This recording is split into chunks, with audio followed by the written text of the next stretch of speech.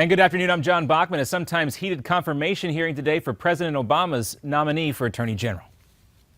Loretta Lynch defended President Obama's decision to shelter millions of immigrants from deportation. She also says they have no right to citizenship under the current law.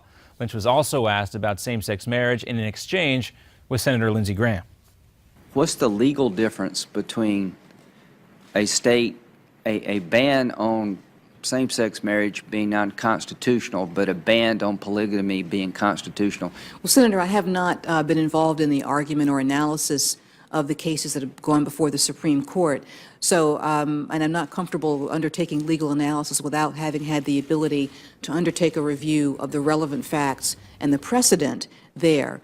Well, perhaps a bit of a dodge, maybe. Lynch also told the Senate Judiciary Committee that the NSA's intelligence gathering programs are constitutional and effective. She's expected to win confirmation in easy fashion.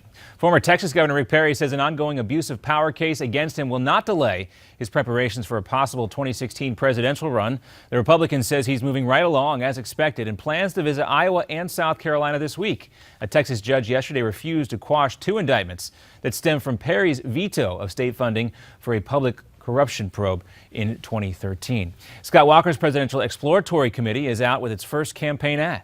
Those groups in Washington, they tend to measure success by how many people are dependent on the government.